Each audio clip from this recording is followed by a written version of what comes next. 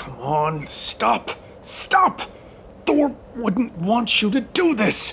If I'm worthy, then you should be able to trust me, shouldn't you? He screamed in his head, hoping against hope that Mjolnir could be reasoned with telepathically, as a shot in the dark.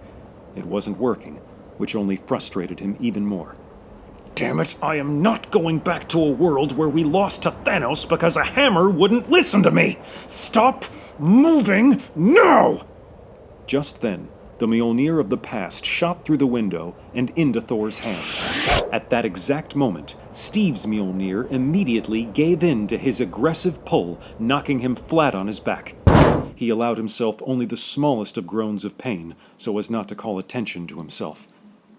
God, I hate time travel, he winced. He waited silently as Thor and Rocket said their final farewells before re-entering the quantum realm on their way back to their present. Once they were gone, he sighed deeply as relief washed over him.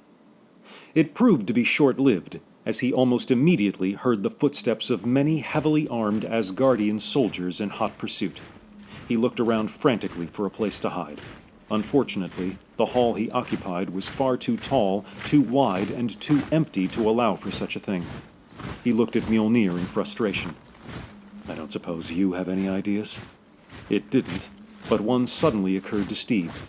He took Mjolnir by the strap and swung for a couple rounds before letting its momentum carry him straight up to the ceiling.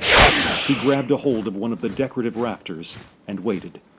Much like the locals in his hometown of New York, not a single Asgardian bothered to look up and kept their eyes focused straight ahead. Once they were gone, Steve smiled and looked back at Mjolnir.